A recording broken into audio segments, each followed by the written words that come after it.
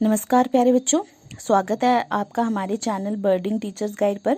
बच्चों, आज हम नव भारती में संकलित पाठ 6 ककई का अनुताप की व्याख्या करेंगे। बच्चों, इसकी पहले 4 पद्यांश हम पिछले भाग में कर चुके हैं, तो आज हम अगले व्याख्या शुरू करते हैं।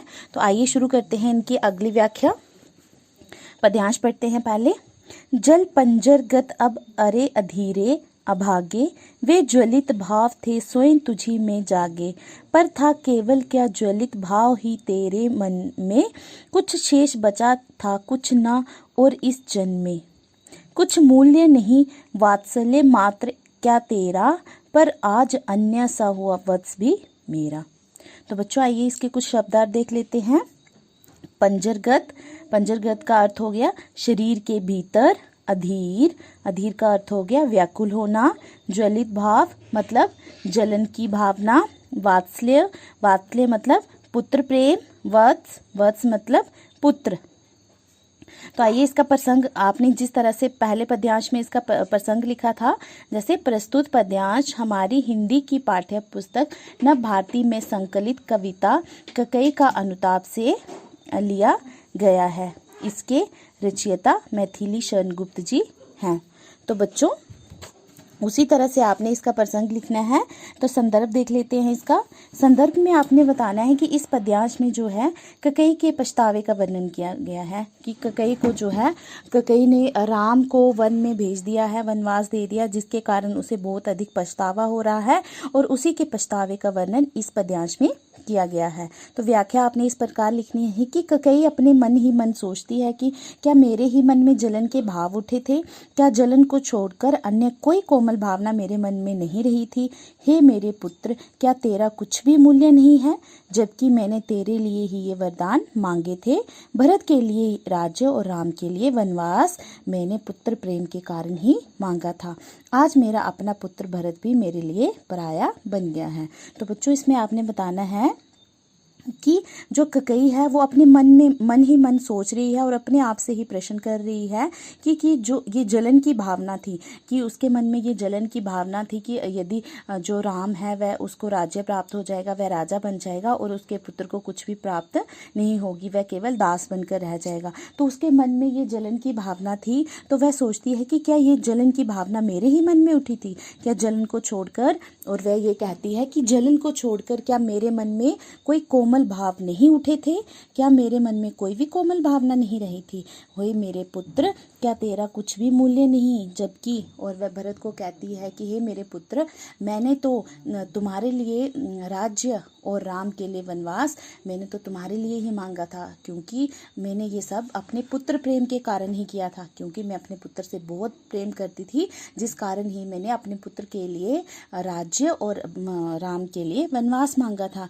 किंतु आज जो है मेरा पुत्र भरत भी मेरे लिए पराया बन गया है। वो पराया किस प्रकार से बन गया है? क्योंकि उसको जब ये पता चला, भरत को जब ये पता चला कि उसकी माता ने उसके लिए राज्य और राम के लिए वनवास मांगा है, तो उसे ये बात बिल्कुल भी अच्छी नहीं लगी, क्योंकि वह अपने भ्राता जो उनके राम जी हैं, वह उनसे बहुत ज़्यादा प्रेम करते थे, जिस कारण उन्हें ये बात अच्छी नहीं लगी और वह अपनी माता से रुष्ट हो गए। तो बच्चों, भाव में आपने लिखना है कि ककई को अपने किए पर पछतावा हो रहा है और वह अपने आप को ही पूर्ण दोषी मान रही है। मतलब ककई को अपने किए पर पूरी तरह से पछतावा है और वह अपने आप को ही दोषी मान रही है। तो अगला पद्यांश देखते हैं। थूके मुझ पर त्रैलोक्य भले ही थूके, जो कोई जो कह सके कहे क्यों चूके। छीने ना मात्र पद किंतु भरत का मुझसे, हे राम दुहाई करूं और क्या तुझसे। कहते आते थे यही अभी नरदेही, माता न कुमाता पुत्र कुपुत्र भले ही। अब कहें सभी ये हाय विरुद्ध विधाता, है पुत्र सुपुत्र ही रहे माता रहे कुमाता माता। तो इसके शब्दार्थ देख लेते हैं। त्रैलोक्य मतलब 3 लोक की धरती, आकाश पाताल। मातृपद हो गया माँ होने का अधिकार। दुहाई होगी प्रार्थना। नरदेही होगी मानव पर दया करने वाले। तो बच्चों प्रसंग आपने जैसे पिछले पद्यांश में लिखना है उसी तरह से लिखना है। तो संदर्भ में आपने यही लिखना है कि इसमें जो है ककई को अपने किए पर बहुत अधिक पछतावा है और उसी पछतावे का वर्णन जो है इस पद्यांश में किया गया है। इस पद्यांश में जो ककई है वह कहती है कि भले ही तीनों लोक के वासी मुझ पर थूके, अर्थात वह कहना चाहती है कि चाहे तीनों लोक के जो तीनों लोक के जो वासी हैं, तीनों लोकों में रहने वाले जो लोग हैं, वह चाहे मेरा अपमान करे, मुझ पर थूके, जो कुछ कहना चाहता, जो कोई भी कुछ भी कहना चाहता है वह कह सकता है और अवश्य ही कहे, और उसे कहना भी चाहिए क्योंकि मैंने काम ही ऐसा किया है, इसलिए उन सभी को अधिकार है मुझ पर थूकने का, अर्थात मुझ पर अपमान करने का, और वह जो चाहे वह कह सकते हैं और उनको अवश्य ऐसा कहना भी चाहिए, उसे कोई नहीं रोक सकता, लेकिन कोई मुझसे भरत की माँ होने का अधिकार न छीने। और वह आगे कई कहती है कि जिसको जो कुछ कहना है, मेरा अपमान करना है, मुझे कुछ भी कहना, भला बुरा कहना है, वह सब कुछ कह ले, लेकिन कभी भी मुझसे भरत की माँ होने का अधिकार ना छीने, हे राम। और फिर वह राम से कहती है कि हे राम, मेरी तेरे सामने केवल यही छोटी सी प्रार्थना है कि भरत से कहो वह मुझे अपनी माँ माने। अब तक यही सुना था, पुत्र भले ही कुपुत्र हो जाए परंतु माता कुमाता नहीं होती, परंतु हाय विधाता, अब सब लोग उल्टी बात कह रहे हैं, माता भले ही कुमाता हो गई लेकिन पुत्र सुपुत्र ही रहा। कहने का भाव ये है, इसमें ये कहना चाहते हैं, इसमें ककई जो कह रही है वह कह रही है कि तीनों लोग के वासी मुझ पर थूक सकते हैं, मुझे भला बुरा कह सकते हैं, मेरा अपमान कर सकते हैं, किंतु उनसे वह कहती हैं कि मुझसे भरत की माँ होने का अधिकार ना छीने। और वह राम से कहती है कि हे राम, तुम्हें अपने भाई को कहो, मेरी तुमसे ये छोटी सी प्रार्थना है कि तुम्हें अपने भ्राता भरत से कहो कि वह मुझे अपनी माँ माने, मुझसे अपनी माँ होने का अधिकार ना छीने। आज तक तो यही रीत चली आई थी, आज तक तो हमने यही सुना था कि पुत्र भले ही कुपुत्र हो सकता है लेकिन माता कभी भी कुमाता नहीं होती, किंतु आज ये तो उल्टा है विधाता, आज तो ये सब उल्टा ही हो गया। अब सब लोग यही कहेंगे कि पुत्र तो पुत्र ही रहा लेकिन माता जो है वो कुमाता हो गई, पुत्र तो पुत्र ही रहा लेकिन माता जो है वह कुमाता हो गई। तो सभी लोगों के वह यही कह रही है कि सभी लोग ये कहेंगे कि एक माँ जो है वो बुरी माँ बन गई लेकिन एक पुत्र जो है वो अच्छा पुत्र ही रहा। तो आपने भाव में लिखना है कि ककई के चरित्र को पछतावे की आग में जलता हुआ दिखाकर ऊंचा उठाने की कोशिश की गई है। कि यहाँ पे कवि जो है ये बताया गया है कि जो ककई है उसको बहुत अधिक पछतावा है और इसी कारण उसके पछतावे को दिखाकर उसके चरित्र को ऊपर उठाने की कोशिश की गई है। तो बच्चों आइए अगला पद्यांश पढ़ते हैं। बस मैंने इसका बाहेक मात्र ही देखा, दृढ़ हृदय न देखा, मृदुल मात्र ही देखा, परमार्थ न देखा, पूर्ण स्वार्थ ही साधा, इस कारण ही तो हाय आज ये बाधा।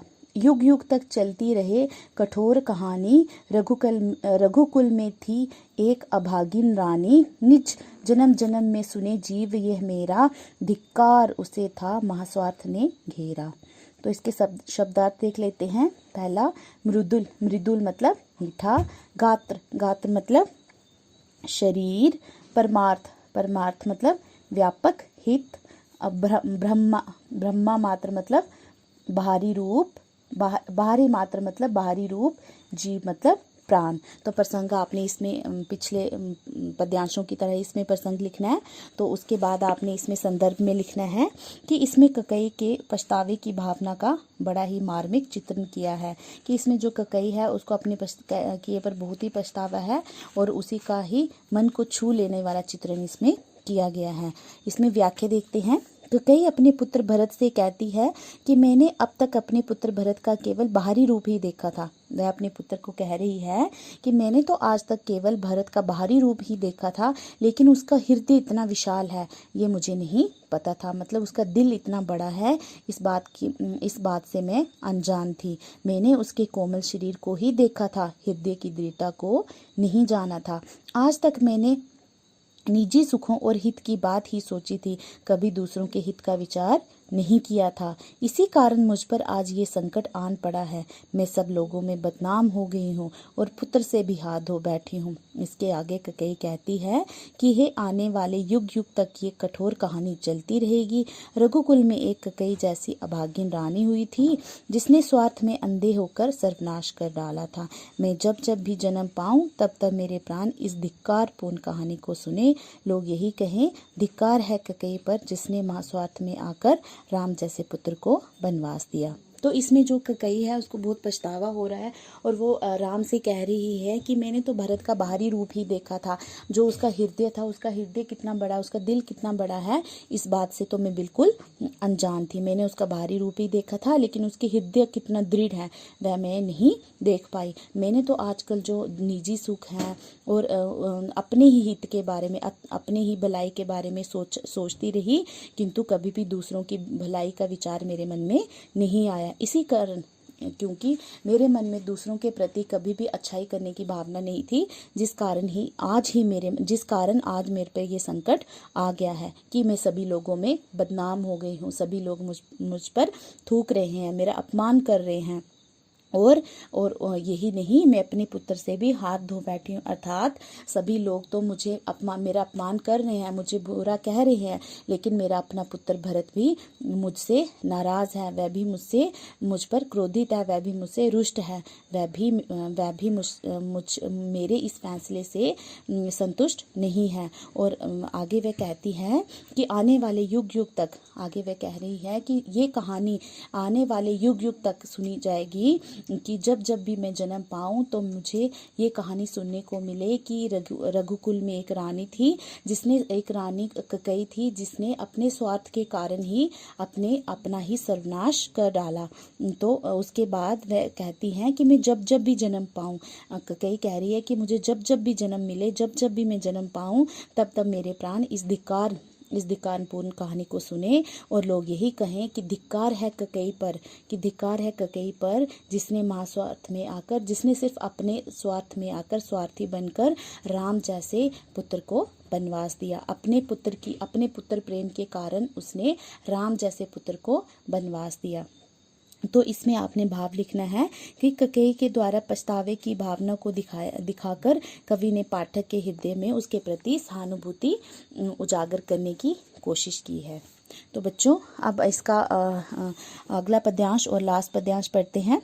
100 बार धन्य वह एक लाल की माई, जिस जननी ने है जना भरत जैसा भाई, पागल सी प्रभु के साथ सभा चिल्लाई, 100 बार धन्य वह एक लाल की माई। तो बच्चों, इसके शब्दार्थ देख लेते हैं। धन्य यहाँ पे प्रशंसा के लिए शब्द यूज किया गया है। लाल हो गया पुत्र, माई होगी माँ, जन्नी होगी माता, जना मतलब पैदा करना। तो आपने प्रसंग इसमें उसी तरह जैसे पिछले पद्यांशों में लिखा है उसी तरह से लिखना है। तो संदर्भ में इसमें आपने लिखना है कि इसमें कैकेयी के जो पश्चाताप है उसका वर्णन किया गया है। और यहाँ पर श्री राम जो हैं वह जो है कैकेयी से कह रहे हैं। पहले पद्यांश में आपने देखा कि कैकेयी जो है वो अपने पुत्र भरत, राम या जो सभा में बैठे लोग हैं उनसे बातचीत कर दिया, लेकिन जो अंतिम पंक्तियां हैं यहाँ पे, तो अंतिम पंक्तियों में जो है भगवान जो श्री राम जी हैं वह अपनी कैकेयी माता से कह रहे हैं। तो उसी का वर्णन देखते हैं यहाँ पे क्या हुआ है कि श्री राम कैकेयी को संबोधित करते हुए कहते हैं कि हे माता, तुम कलंकित नहीं हो। भरत जैसे पुत्र की माँ एक बार नहीं 100 बार धन्य है। जिस माँ ने भरत जैसे श्रेष्ठ भाई को जन्म दिया है वह धन्य है। राम के इस वचन को सुनकर सभा के लोग भी भाव विभोर होकर दोहरा उठे, भरत जैसे पुत्र की माँ एक बार नहीं 100 बार धन्य है। यहाँ पर जो राम जी हैं उन्होंने क्या किया है, जो कैकेयी है उनको कहा है कि हे माता, तुम कलंकित नहीं हो। तुमने तो एक भरत जैसे पुत्र को जन्म दिया है और भरत जैसे पुत्र को जन्म देने वाली माँ कभी भी कलंकित नहीं हो पाती। और वह उसको कहते हैं कि तुमने तो एक भरत जैसे एक अच्छे भाई को, एक भरत जैसे श्रेष्ठ भाई को, सबसे अच्छे भाई को तुमने जन्म दिया है, बहुत अपने इतने अच्छे पुत्र को तुमने जन्म दिया है, इसलिए तुम कभी भी कलंकित नहीं हो सकती। इसके लिए तो तुम 100 बार धन्य हो और 100 बार धन्य हो। और वह कहती है, राम जी जो कहते हैं वह कहते हैं कि तुमने इतने अच्छे पुत्र को जन्म दिया है, इतने श्रेष्ठ पुत्र को जन्म दिया है, इसके लिए तुम धन्य हो।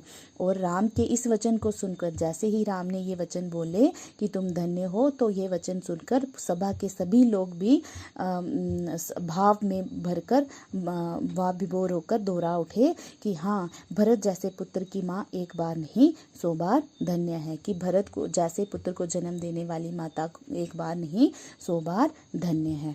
तो बच्चों, इसमें आपने भाव लिखना है कि इसमें कैकेयी के चरित्र को ऊंचा उठाकर उसका गुणगान किया गया है। मतलब यहाँ पे श्री राम ने जो कैकेयी है उसके चरित्र को ऊंचा उठाकर उसके गुणों के बारे में बताया गया है। तो बच्चों, यहाँ पे आपका ये पाठ समाप्त होता है। तो अगले भाग में हम इसके प्रश्न उत्तर पर चर्चा करेंगे। तो मुझे उम्मीद है कि आपको ये पाठ अच्छे से समझ में आ गया होगा। धन्यवाद।